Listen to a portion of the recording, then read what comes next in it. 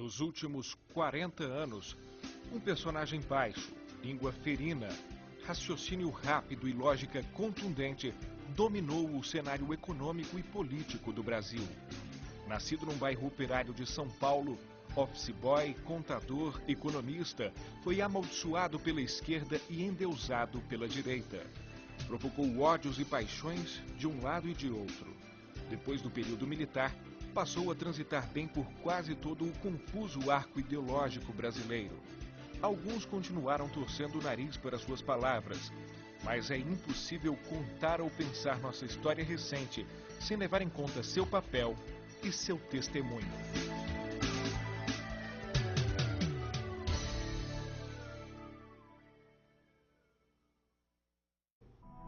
Vieram as primeiras cassações. Jânio Quadros, Juscelino Kubitschek, Luiz Carlos Prestes e depois mais 40 oposicionistas. Castelo assumiu a presidência com a sombra do general Costa e Silva no Ministério da Guerra. Estava amparado por ato institucional sem número. Juravam que seria o único. Assumiu com a promessa de entregar o poder a um civil livremente eleito em 3 de outubro de 1965. Seu mandato foi prorrogado por mais 2 anos. Veio Costa e Silva e vieram outros atos institucionais, o bipartidarismo, eleições indiretas, atos complementares, e os militares mantiveram o poder por 21 anos. A partir do governo Costa e Silva, Delfim estaria no centro das atenções por todo esse período.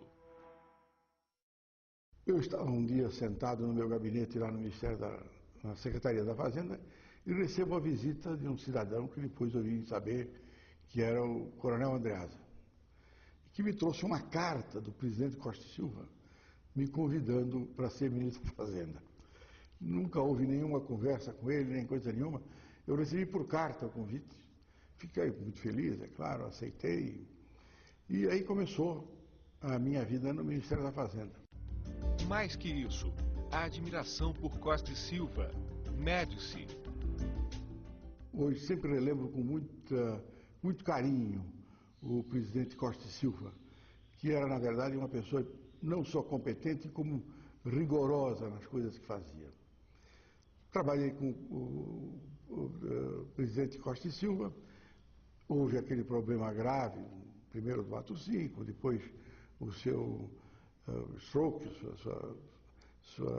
seu derrame, veio a junta, tive a honra de continuar trabalhando, foi eleito o presidente Médici, que me convidou para continuar no Ministério. E eu fui até o fim do governo Médici. Os fatos importantes não foi só a criação do mercado de capitais, eles tinham, na verdade, feito uma reforma tributária muito ampla aqui, mas não puseram em prática. Quem pôs a reforma tributária em prática foi o governo Costa e Silva, quando entrou no dia 15 de março. De forma que o país estava preparado realmente para um crescimento mais amplo. Começamos um processo, introduzimos a reforma tributária e começamos um processo de redução da taxa de juros, de ampliação dos créditos, de ampliação do prazo de recolhimento dos impostos, para devolver capital de giro para as empresas. E lentamente o Brasil começou a viver outra vez, foi se expandindo, o PIB começou a crescer e crescer aceleradamente. Introduzimos então o que se chama o crawling peg, quer dizer, nós desvalorizávamos a moeda semanalmente, 2 vezes por semana, ao acaso, calculando a diferença entre a taxa de inflação brasileira e a taxa de inflação americana. Com isso você teve um sucesso enorme, as exportações cresceram muito, mais de 10% real no período inteiro, e você começou a ter, então, ainda mais espaço para crescer. Atrás dos primeiros sucessos econômicos, o país respira uma convulsão social mal silenciada por mais um ato institucional, o de número 5. Quase todos assinaram. Delfim, inclusive. O que aconteceu de importante nesse interregno é que houve o ato 5. Quando houve o ato 5, do qual eu participei, e eu sempre continuo dizendo, se as circunstâncias fossem as mesmas que eu vi e o futuro fosse conhecido, ele continuasse opaco como ele é, eu votaria como votei naquele momento. Nunca vi essa tal Operação Bandeirantes, nunca fui, nunca passei perto, nunca soube do que se tratava. Ouvia no jornal de vez em quando as coisas migravam no jornal aqui ou ali, tem lá uma guerrilha dentro do governo, isso pode parecer, no palácio, nas reuniões em que eu participei, em que eu participava, o doutor Leitão, o chefe da Casa Militar, o chefe do SNI, em reunião em que um civil participou, e eu era um dos civis que participava de todas, nunca ouvi uma referência a esse problema desagradável, terrível. Não era nada justifica a censura, a tortura.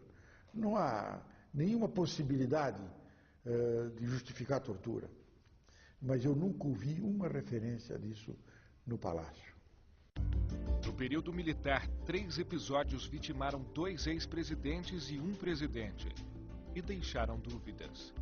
O primeiro com Castelo Branco, num choque de aviões no Nordeste. Outro na colisão do carro de JK com um ônibus na Via Dutra. E ainda outro com o próprio Costa e Silva. Uma trombose cerebral que o inutilizou e devolveu ao Brasil a junta militar. Na época em que foi o ato 5, a última coisa que você podia imaginar é que aquilo ia terminar daquela forma. Era inimaginável, mesmo porque aquele ia durar muito pouco. O presidente Costa e Silva disse para mim, Delfim, eu vou assinar a Constituição dia 7 de setembro. O presidente Costa e Silva era um animal absolutamente diferente. Ele tinha uma profunda admiração pelo vice-presidente, pelo Pedro Aleixo. O estoque dele é um acidente que construiu a história. É um acaso. Quer dizer, então, ela é produto desse acaso, é produto de uma circunstância imprevisível. De novo, como eu digo, são as consequências não esperadas de um fato que acontece. Eu não tenho a menor dúvida. Ele teria devolvido ao país, teria restabelecido a democracia em 69. Eu não tenho a menor dúvida. Se ele tivesse vivido até 7 de setembro, a história teria sido outra. O rastilho que atearia fogo a uma delas começa ainda no governo Médici, o período em que a economia atinge crescimento de até 14% ao ano. O crescimento até 73 foi muito grande. Quer dizer, se você pegar o produto real, PIB real, ele dobrou, um pouquinho mais do que dobrou no período. É um crescimento fantástico. O Brasil começou a se complicar com a primeira crise do petróleo. Em 72, em Roma, numa reunião do Fundo Monetário Internacional, o então ministro de Finanças da França, Giscard d'Estaing, que tinha uma relação de grande amizade com o Brasil e gostava do Brasil realmente, me chamou um dia e me disse, ó Delfim, vai haver uma crise, a OPEP está se preparando para fazer um cartel. E ele me disse, nós supomos que o preço do petróleo vai para $5 o barril.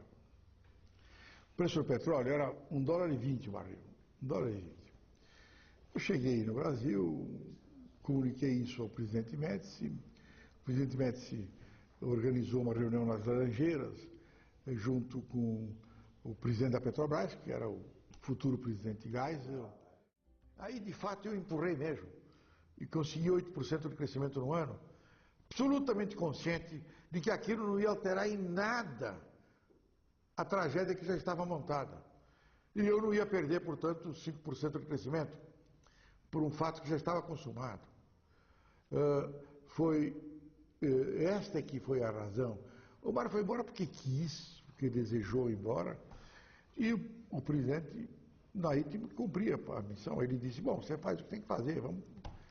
E aí fizemos realmente 2 desvalorizações cambial. A primeira não funcionou, porque não fizemos um controle monetário adequado.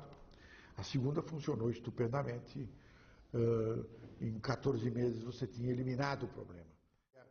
Porque eles têm o maior defeito, o defeito que destrói a democracia, é o defeito de que eu sou o portador da verdade.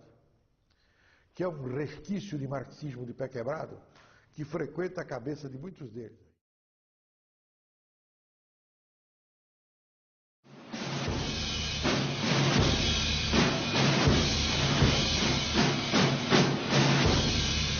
O mais polêmico dos generais do regime militar levanta a voz. Mas eu não podia tentar o quê? Telefonar para o general Medeiros para ia fazer o quê? Mobilizar alguém para interceptar. Interceptar quem?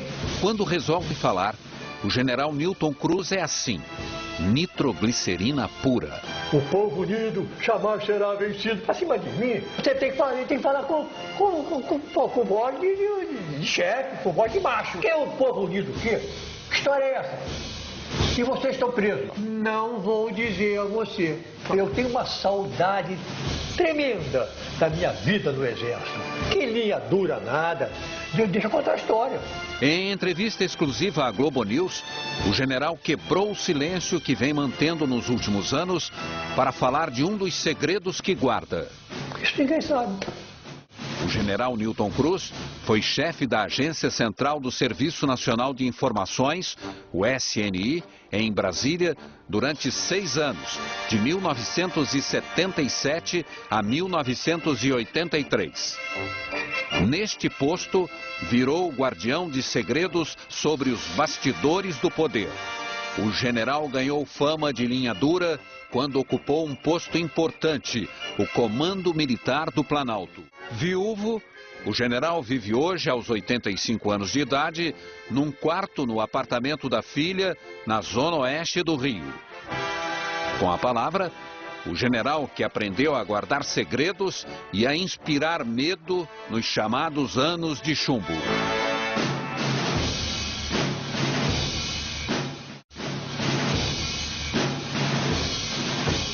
Quem era, na avaliação do senhor, o inimigo número 1 do regime militar de 64? Olha, isso aqui é interessante. Primeiro, você falou em regime militar. Está sendo bondoso, pelo que dizem hoje. Porque o que dizem hoje comumente, e a imprensa, na sua generalidade, ela diz que a Revolução de 64 é o golpe militar que implantou a ditadura no Brasil. É o que hoje comumente diz. Muito bem. Então eu digo o seguinte, se você chegar perto lá do 31 de março de 1964 e você for consultar os editoriais dos jornais, você vai ver a imprensa, na sua generalidade, aplaudindo de maneira entusiástica a Revolução de 64. Sob que enfoques? Recuperação da disciplina nas Forças Armadas.